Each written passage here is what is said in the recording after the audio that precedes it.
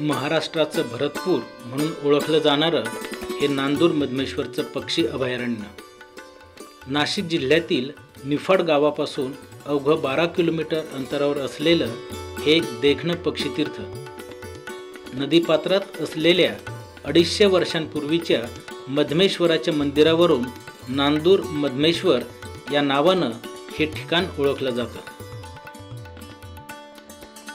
दक्षिणेची गंगा म्हणून प्रसिद्ध असलेली गोदावरी आणि कादवा या दोन नद्यांच्या संगमावर इसवी सन 1907 ते 1913 या काळात नांदूर मधमेश्वर हे धरण बांधण्यात आलं।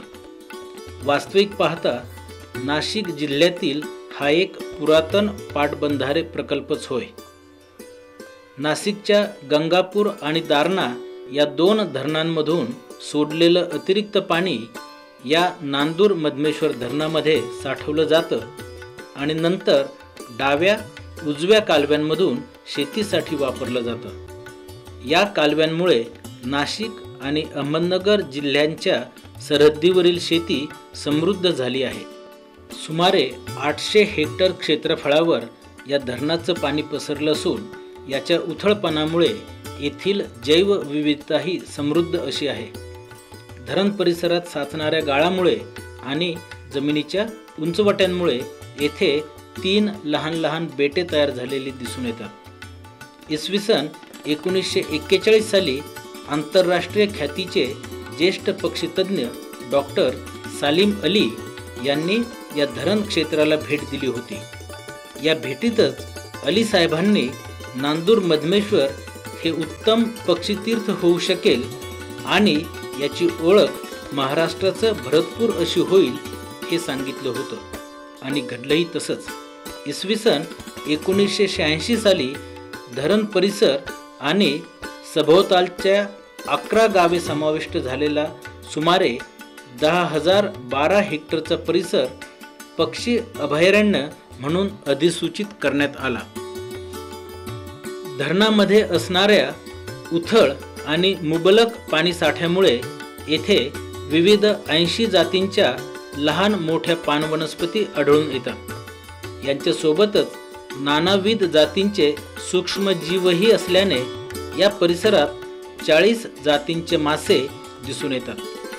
स्थानिक मच्छीमार मंडळी पारंपरिक पद्धतीने आणि विविध प्रकारची जाळी वापरून मासेमारी करीत असतात। या माशांवर फक्त माणसंच उपजीविका करतात असं नाही, तर साप, पक्षी आणि मुंगूस हे प्राणी देखील येथील मासे आवडीने आणि चवीने खातात।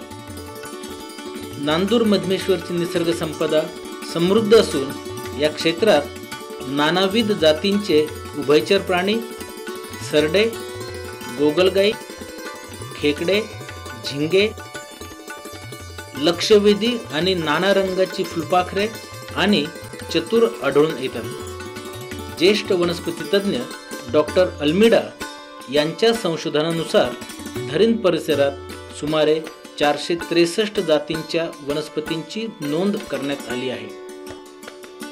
यापैकी 80 पान वनस्पती असून उर्वरित वनस्पती जलाशयाच्या भोवताली आढळून येतात। नांदूर मधमेश्वर ओळखलं जातं ते पक्षी अभयारण्य म्हणून। या अभयारण्य क्षेत्रामध्ये सुमारे 242 जातींचे स्थानिक आणि स्थलांतरित पक्ष्यांची नोंद आजवर घेण्यात आली आहे। अभयारण्याच्या म्हणजेच चापडगावकडील मुख्य प्रवेशद्वारातून तिकीट घेऊन आत गेलं की पक्षी निरीक्षणासाठी उभारलेले निरीक्षण मनोरे आपलं लक्ष वेधून घेतात। पानगवतातून वाट काढत आपण विविध मनोऱ्यांवर उभे राहून या जलाशयाचा आनंद आणि पक्षी निरीक्षणाचाही आनंद घेऊ शकतो। याच परिसरात पर्यटकांच्या मुक्कामासाठी वन विभागाने तंबू निवासाची सुविधा उपलब्ध केली आहे, जेणेकरून पक्षी अभ्यासकांना, पक्षी निरीक्षकांना सकाळी आणि सायंकाळीही पक्षी निरीक्षणाचा आनंद घेता येतो। धरणाच्या भिंतीच्या एका टोकाला असलेल्या खानगाव थडी या गावात वन विभागाने अतिशय सुंदर असं निसर्ग निर्वाचन केंद्र उभारलं आहे। या केंद्रामध्ये विविध पाणपक्ष्यांचे मॉडेल्स, त्यांच्या चोचींचे, पायांचे प्रकार आदी माहिती प्रदर्शित केली आहे। या निसर्ग निर्वाचन केंद्रामध्ये शालेय आणि महाविद्यालयीन विद्यार्थ्यांना तसंच निसर्ग अभ्यासकांना, तरुणांना तज्ज्ञांमार्फत योग्य ते मार्गदर्शन केले जातं।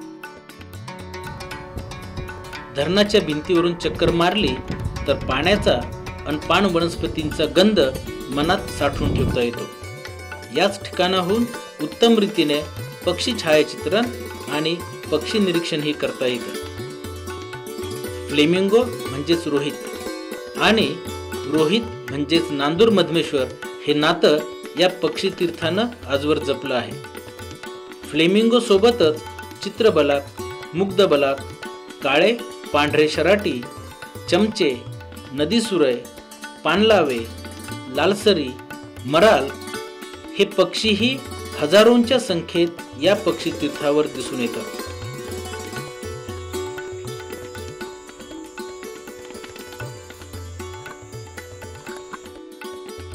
स्थलांतर करून येणारे चक्रवाक, श्वेतबलाक, पट्ट कादंब, तलवार बदक, चक्रांग, धनवर, भिवई, थापट्या, शेंडी बदक, कांड्या कर्कोजे या पक्ष्यांसह सुमारे 242 विविध जातींचे पक्षी या अभयारण्य क्षेत्रात सहज पाहावयास मिळतात। आणि केवळ याच कारणामुळे IUCN म्हणजेच आंतरराष्ट्रीय निसर्ग संवर्धन संघाने हा परिसर महाराष्ट्रातील महत्त्वाचा पक्षी परिसर म्हणजेच IBA साइट म्हणून घोषित केला आहे।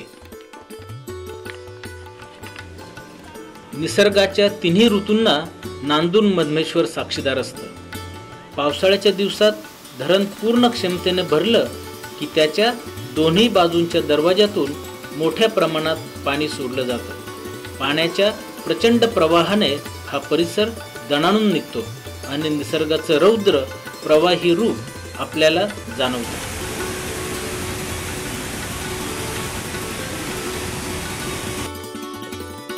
हिवाळ्यामध्ये जिवंत वाटणाऱ्या या परिसराचं चित्र मार्च एप्रिल मध्ये बदलतं। धरणातला पाणीसाठा हळूहळू कमी होत जातो।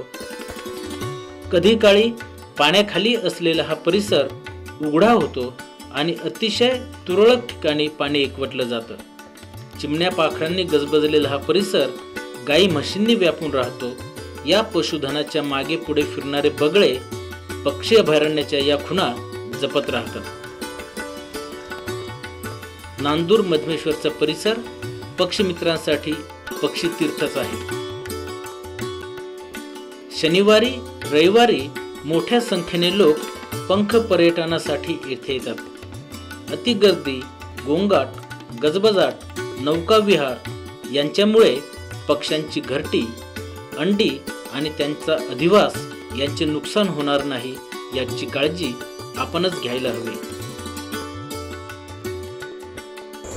जोपर्यंत हजारो पक्षी या परिसरात येऊन सुखाने राहत आहेत तोपर्यंतच या क्षेत्राची ओळख पक्षी अभयारण्य अशी राहणार आहे। नांदूर मधमेश्वरची निसर्ग संपदा जपण्यासाठी आपण सारेच वचनबद्ध होऊया।